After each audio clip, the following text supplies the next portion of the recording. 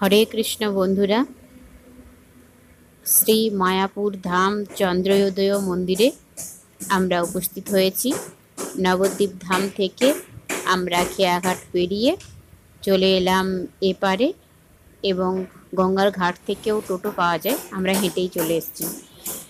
দিয়ে এখানে 100 টাকা রুমে থাকার জন্য আধার কার্ড অবশ্যই থাকতে হবে। আধার কার্ড আমার ফোনে ছিল, কিন্তু কাগজ ছিল না, তো এই জন্য ফোন থেকে বের করানোর জন্য এখানে এলাম। 111 নম্বর রুম, এখানে আধার কার্ড বের করে দেওয়া হচ্ছে। মায়াপুর মন্দিরের ভেতরেই এই সুবন্দোবস্ত করা হয়েছে।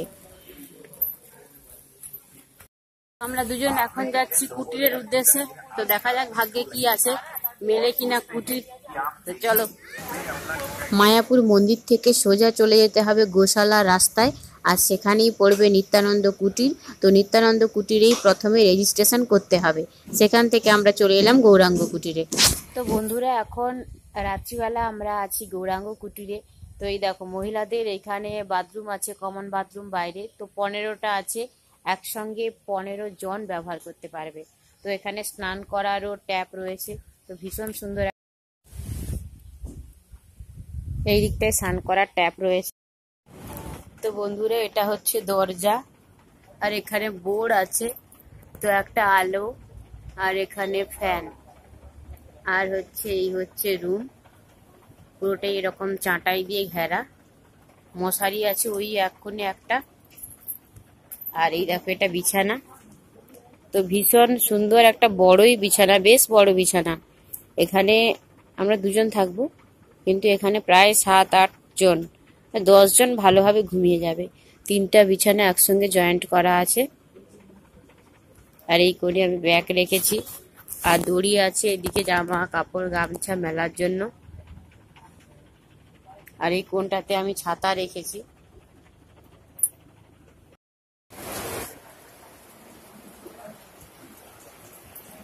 বন্ধুরা, এখন সকালে স্নান করে রেডি হয়ে গেছি, মন্দিরে যাবো। তো কাকু এখন দরজা লাগাচ্ছে। আমরা আছি 43 নম্বর রুমে। তো চলো এখন মন্দিরে যাবো।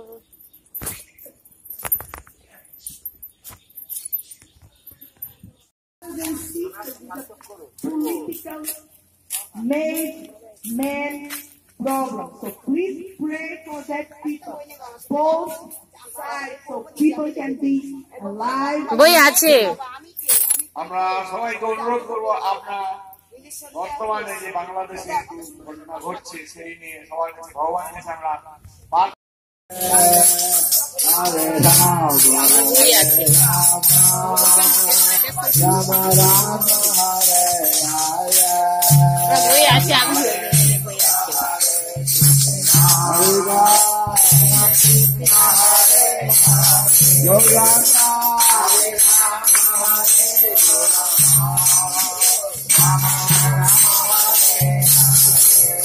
Krishna,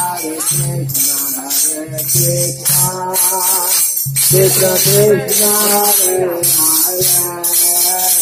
Hare Rama, Hare Rama, Rama Rama, Hare Hare,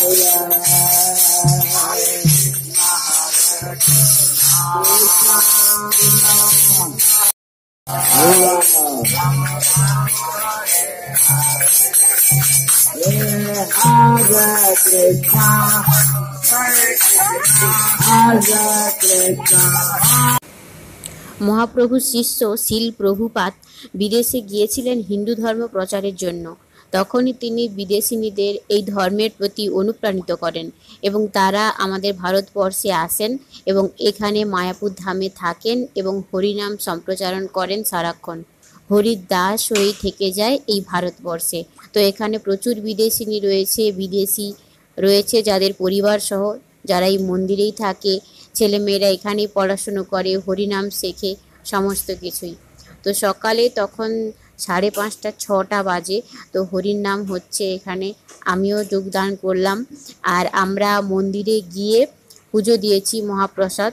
সেখানে রাধা মাধব মন্দিরের কাছে সম্পূর্ণ গোটা ফল আর মিষ্টান্ন এগুলোই।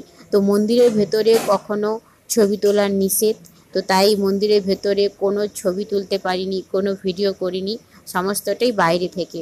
তো ভালো লাগলে অবশ্যই লাইক, কমেন্ট, শেয়ার করবেন আর সাবস্ক্রাইব করবেন বন্ধু। আর যারা অবশ্যই যেতে চাও তো মায়াপুরে যেতে পারো। এখানে 100 টাকায় থাকা রুম পাবে, যেটা কোথাওই পাওয়া সম্ভব নয়। তো পুজো দিয়ে আসার পর আমরা 9টার সময় পৌঁছে গেছি অন্নদান কমপ্লেক্সে। এখানে সারাদিনে 4 বার বিনামূল্যে প্রসাদ বিতরণ চলছে। তো বিশাল বড় একটা লাইন পড়েছে, দেখা যাক আমরা ভেতরে কখন পৌঁছাতে পারি। তো বাইরে এখন অপেক্ষা করছি লাইনের বাইরে। তো গরু এখন গাড়ি টানছে, গরুর গাড়িতে করে কিছু লোক চলেছে। গোশালা থেকে গরুর গাড়িতে করে মালপত্র আসে, লোকজন যাতায়াত হয়। তো এই হচ্ছে অন্নদান কমপ্লেক্স, যেটা পুরোটাই দানের ওপর চলে। কেউ চাইলে নিজে হাতে দানও করতে পারেন।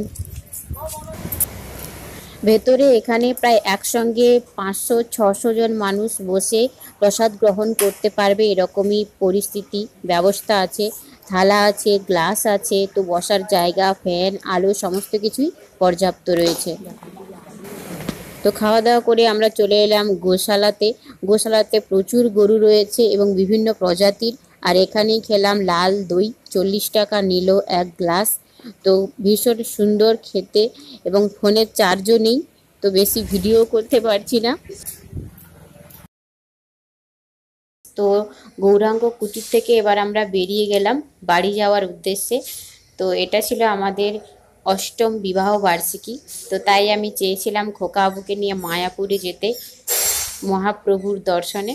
তো মায়াপুর ধাম ঘোরা সম্পূর্ণ হলো। তো আমার দুনয়ন সার্থক, সার্থক আমার জীবন খোকা বাবুকে পাশে পেয়ে। তো বাকি জীবনটাই যেন এভাবে হেসে খেলে কাটিয়ে দিতে পারি দুজন। গৌরাঙ্গ কুটির থেকে বেরিয়ে পড়লাম দুজন ব্যাগপত্র নিয়ে বাড়ি যাওয়ার উদ্দেশ্যে। তো বিশাল বড় ভারী ব্যাগটা, এই গোপিনী ড্রেসটা নিয়েছে এখানে 350 টাকা। তো 250 টাকাতেও খুব সুন্দর শাড়ি পাওয়া যাচ্ছে, একটা নিয়েছি।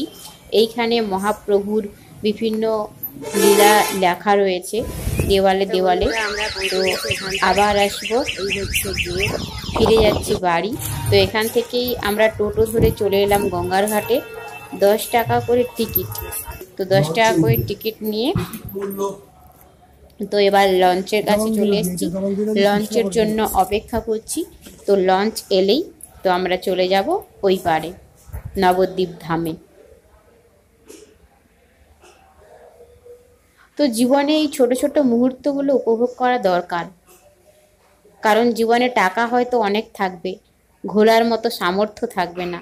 তো সেই জন্যেই একটু একটু করে আমরা নিজের মতো করে সময় কাটাই। তো এখানে 3 দিনের ট্রিপ, তারকেশ্বর, নবদ্বীপ আর মায়াপুর আমরা দুজন ঘুরলাম। আমাদের মাত্র 1500 টাকা খরচ হয়েছে।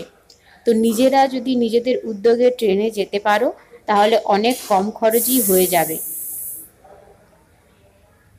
তো চলে এসেছি আমরা বিষ্ণুপ্রিয়া হল স্টেশনে, এখান থেকেই ট্রেন ধরবো।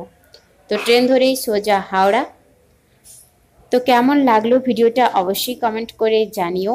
আমার ফেসবুক রয়েছে বন্দনা দাস, ফেসবুক পেজ বন্ধু, বন্ধুতে সমস্ত ভিডিও আছে। ইউটিউব চ্যানেল বন্ধুতে যা যা ভিডিও আমি দিয়ে থাকি।